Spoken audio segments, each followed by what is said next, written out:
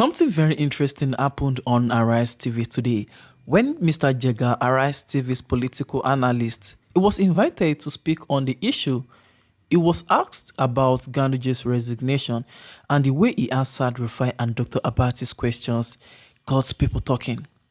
People are now asking, was Ganduje forced to resign or did he step down on his own? This particular move has caused a lot of controversy, and not just from the opposition, but even inside his own party, APC. Mr. Abdullahi Umar Ganduje is now trendy because he just resigned as APC national chairman after 1 year and 10 months. Officially, it is being linked to health concerns, but here's where it gets more political. Some analysts think President Bola Ahmed Tinubu may have suspected betrayal and acted fast before a northern coalition could take shape. Others say President Bola Ahmed Tinubu might be trying to bring Kwankwaso into the APC, and there's even talk that Ganduje could be considered for the vice president role come 2027, especially as many feel Shettima might not return. This is me telling you that I'm not here to take sides or criticize anyone.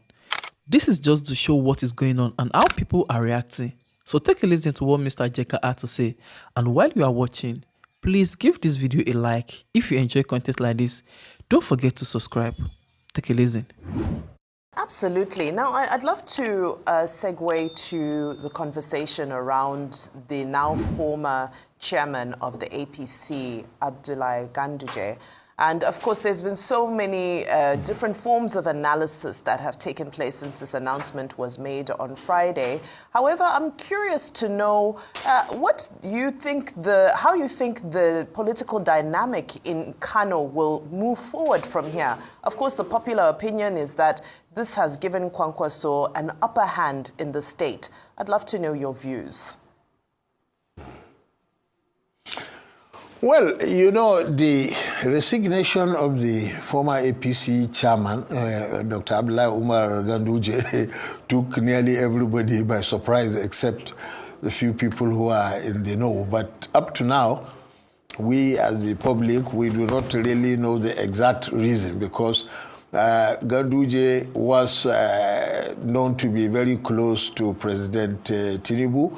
And really, throughout the Buhari years, when Ganduje was governor of Kano, he was really doing many things to promote President Tinubu's future presidential ambition, organizing his birthday in Kano, lining up all kinds of young Kannywood singers and actors all the way from the airport to government house to celebrate him. So he really worked very hard, and for many years when it was not even clear that Asiwaju Tinubu had a path to the presidency. So it was no surprise that he was rewarded with the chairmanship. Now, to be removed like this, even though it was said that he said he was resigning on health grounds, but I don't think anybody in Nigeria believes that. There must be a reason. We are yet to hear what the reason is.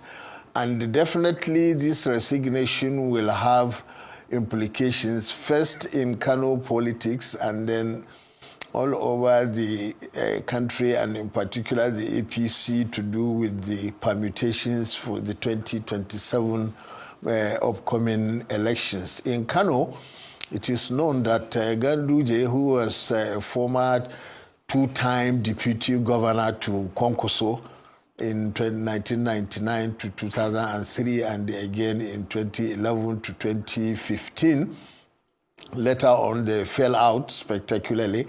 And they are the two chief antagonists in the political battle in Kano State.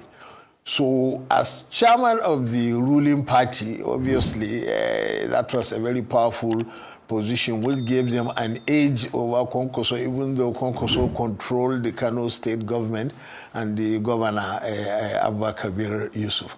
But now, with the apparent sidelining of Ganduje, obviously the Kwankwaso group in Kano will feel that their biggest opponent has been removed from the scene.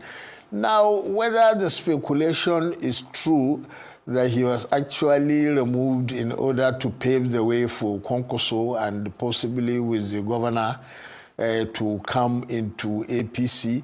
That one remains to be seen because it has all kinds of problems.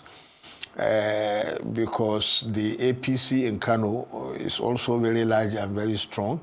Don't forget that they were only narrowly defeated in the 2023 election. And the gubernatorial candidate had something like 800 to 900,000 votes to the 1.1 million that the governor Abba Kabir Yusuf got. So they were not a pushover by any means. And if you bring Konkoso to take over the APC in Kano, then you are not guaranteed that those 800,000 voters in Konkoso, in Ganduje's camp will still be there. That's why I said it is a very tricky calculation if that was the purpose. But we will see. I think maybe within this week we may hear the exact reason why he was forced to resign.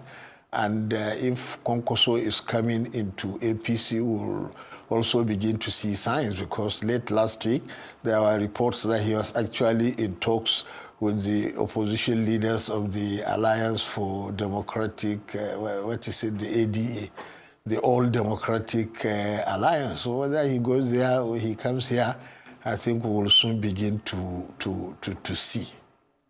Okay. Thank you so much for your insight. I want to also stretch this conversation and say, is all of this also, does it have anything to do with also the coalition talks that is going on? Is it a strategic move to be able to act as a blocker against the coalition talks? Because over the weekend, there was a fake story, but it's been debunked. It's fake news that came out over the weekend that was talking about the fact that they've even changed the SGF and they are trying to make the SGF the chairman of the political party, the APC, which has been debunked as fake, and it's totally fake. Which a lot of people will say maybe it's an arrangement to be able to gain, that chairmanship to be the North Central, so that it will leave room for the Northwest to be able to emerge as a vice presidential candidate to President Tinubu. And is all of this in readiness, for coalition politics, where the other side is working very hard, as much as possible to be able to register a new political party? And probably in the coming days, some of the big hitters in the PDP might go the way of coalition, or some of them might defect to the APC, like Saraki did say recently.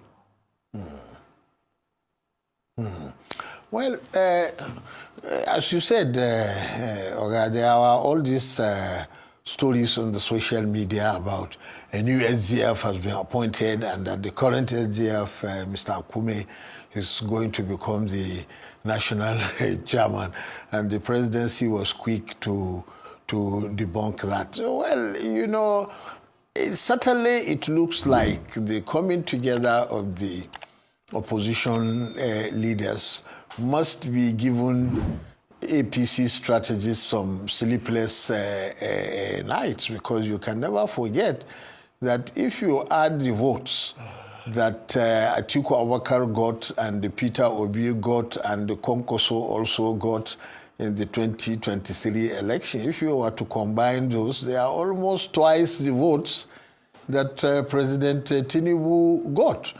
Of course, that does not mean if they come together, they will be able to pull together all those votes. But for purposes of political calculation, you have to worry about that. Now, there have been speculations in recent months that maybe the vice presidency is being dangled before the North Central, and some say before the Northwest zone.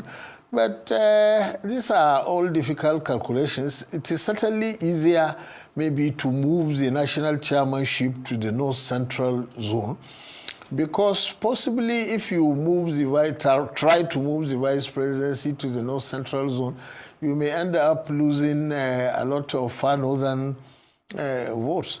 And even the calculation that maybe if you have a vice president from the Northwest zone, personally, I wrote about that some weeks ago, that I am from the Northwest zone, from the Sokoto-Kebbi axis, And I have observed, as a political reporter in Nigeria for 30-something years, the Northwest Zone does not have a sense of oneness and unity that other zones have, including the Northeast Zone. If you pick a running mate from Kano, that does not in any way guarantee you support in Sokoto, Kebbi, Zamfara, Axis, or even in Kaduna, because people in that zone mostly see politics in north-south terms, not in north-west. There is really not much political unity in the northwest zone. I don't see people in Sokoto, for example, saying, yes, you picked our own because you picked a Kano man or a Katsina man or even a Kaduna man as a running mate. I don't see that kind of feeling. So it will be a dangerous gamble. And definitely if you do that, you would have alienated the entire Northeast, as we saw, because the Northeast has a greater sense of unity than the Northwest has. That's my own feeling of this situation. Yes. Well, thank you very much, Mahmoud Jebega, former editor-in-chief, columnist, Daily Trust, columnist, This Day newspaper, veteran journalist. Thank you very much for joining us. Thanks so much for watching.